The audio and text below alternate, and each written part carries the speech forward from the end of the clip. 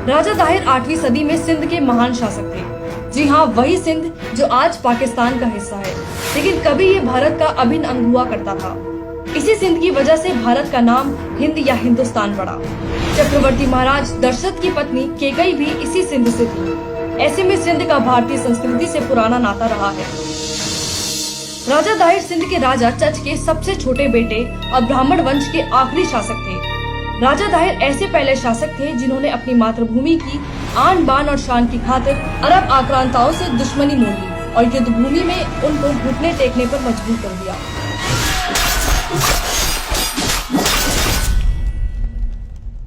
ये राजा दाहिर ही थे जिन्होंने अपराजयी समझने वाली अरब की खलीफा सेना को 14 बार घुटने टेकने पर मजबूर कर दिया।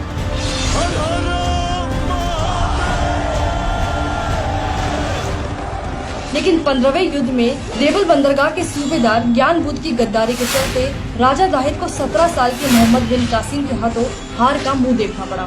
सूबेदार ज्ञान बुद्ध ने रात में विश्राम कर रहे सैनिकों के शिविरों में खलीफा की सेना को प्रवेश करा दिया, जिन्होंने युद्ध नियमों की धज्जियां उड़ाते हुए सोए सैनिकों पर धावा बोल दिया और उनका नरसंहार शुरू कर दिया।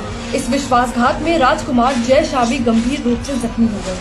ये खबर सिंध की राजधानी अलौर में बैठे राजा दाहिर को मिली और उन्होंने युद्ध भूमि के लिए कूच कर दिया। जयचंद और मीर जाफर जैसे विश्वासघातियों ने एक बार फिर मातृभूमि को कलंकित किया और पहले से बिछाए विस्फोटकों में आग लगा दी, जिससे घोड़े, हाथी और ऊंट बिदक कर इधर उधर भागने लगे। इसी बीच दुश्मन सेना की ओर से चला एक तीर सीधे राजा दाहिर की आंखों में घुस गया और वह हाथी से गिर पड़े। युद्ध भूमि में जख्मी शेर की तरह गिरे राजा दाहिर पर अरबी सेना ने भेड़ियों की तरह हमला कर दिया। शेर की तरह लड़ते हुए राजा दाहिर वीर गति को प्राप्त हुए। इस युद्ध का असर लेकिन सदियों बाद तक भारत पर पड़ा।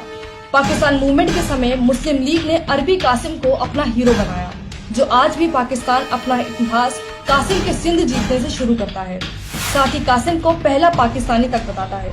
डॉक्टर अंबेडकर अपनी किताब पाकिस्तान में लिखते हैं, युद्ध जीतने के बाद मोहम्मद बिन कासिम ने राजा दाहिर के कटे हुए सर के साथ हज्जाज को एक पत्र भेजा था, जिसमें लिखा था, राजा दाहिर के भतीजे और योद्धाओं और प्रमुख अधिकारियों को ठिकाने लगा दिया गया है और मूर्ति पूजकों को या तो इस्लाम में दीक्षित कर दिया गया है, अन्यथा उन्हें तबाह कर दिया गया है।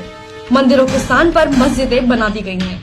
इस पत्र के जवाब में हज्जाज ने कासिम को लिखा, मूर्ति पूजकों से कोई रियायत ना बरती जाए।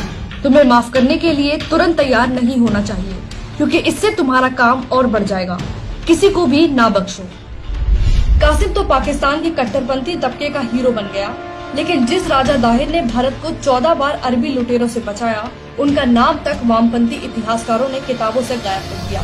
बाबर, लोधी और औरंगजेब जैसे लुटेरों और हत्यारों के नामों पर महलों और सड़कों के नाम रखने वाली भारत की सेक्युलर सरकारों ने एक गली तक का नाम राजा दाहिर के नाम पर नहीं रखा। अरब में जन्म और तुर्की के खलीफा के समर्थन में भारत में खिलाफत आंदोलन चलाने वाले मौलाना आजाद और सेक्युलरिज्म के चैंपियन नेहरू द्वारा स्वतंत्र भारत की शिक्षा नीति ऐसी बनाई गई कि अरबों से लोहा लेने वाले हमारे नायकों का नाम तक आज हमें याद नहीं, लेकिन जिन्होंने सदियों इस देश को लूटा और यहाँ नरसंहार किए, उन्हें किताबों में महान बताया जाता है।